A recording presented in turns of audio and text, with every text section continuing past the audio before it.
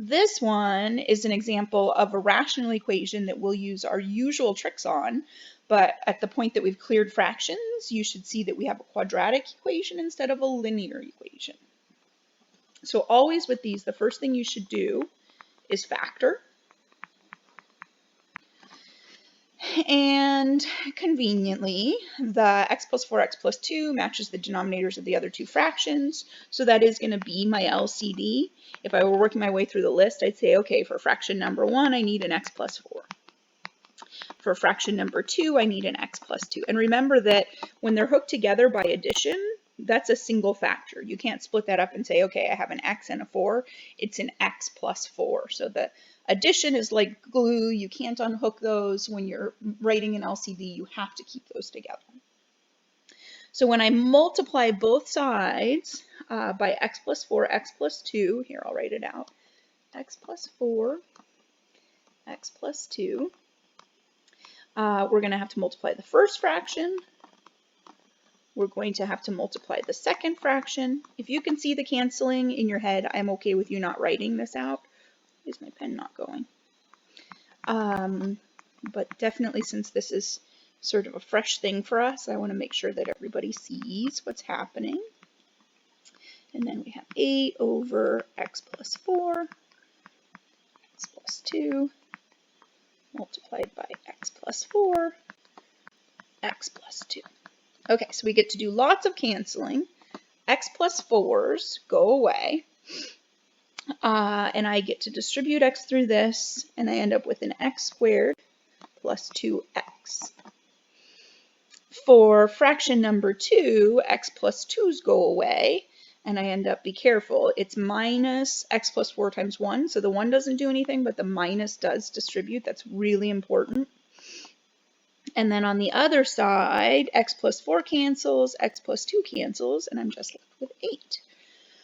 Okay, so fantastic. We cleared fractions. That's generally the hard part, but now there's a new thing for us to practice. So until solving by factoring gets easy, this might feel a little difficult still. Once you get used to that, this should feel like, oh, great, this is easy from here on out.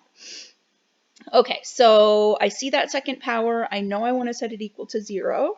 So I'm going to combine a little bit first.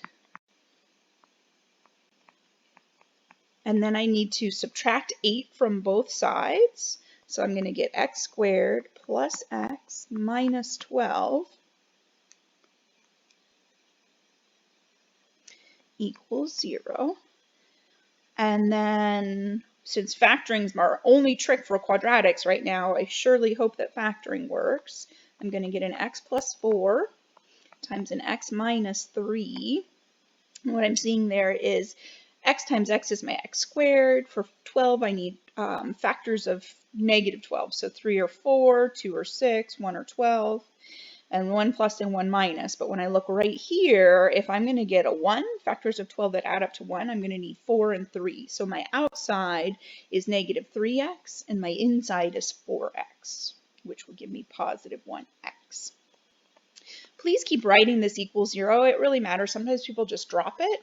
But as soon as that's gone, we're simplifying expressions instead of solving equations, and it means something completely different. So maintain that complete statement all the way through. All right, so now we can say, okay, if I'm multiplying those and I end up with 0, then either x plus 4 had to be 0, or x minus 3 had to be 0.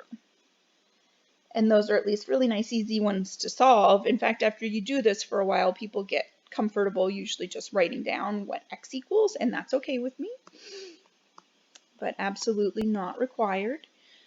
Subtracting 4 from each side gives me x equals negative 4. Adding 3 to each side gives me x equals 3. And those are my solutions. Again, never a bad idea to go back to the original statement and plug those in to make sure you didn't make a mistake. But you're not going to get an extraneous solution. You're not going to solve correctly and then get an answer that you need to throw away.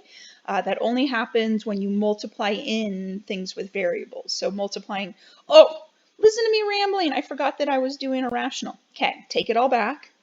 We did multiply both sides by things with variables, right? X plus 4 times x plus 2, we multiplied that in. So we absolutely could have introduced potentially a couple of new solutions. So this is the perfect example of when I need to check. So however you think of this, you can actually put them in and make sure denominators are not 0, or you can look back up and say, okay, looking at the original statement, x is not allowed to be -4, and x is not allowed to be -2. So down here, I do have an extraneous. I'm going to throw that one away, and my only answer is x equals 3. I should point out, before we would only get one solution to these equations, and then we might have to throw it away and say no solution. With the quadratics, if you get two answers, anything is possible. They could both be extraneous, that is possible. We could have this situation where one is good and one is not, in which case we just give the one as our answer, or they could both be good. So you would only say no solution if both of your solutions were bad in this case. It's only if you have nothing left at all that you have to say no solution. Okay,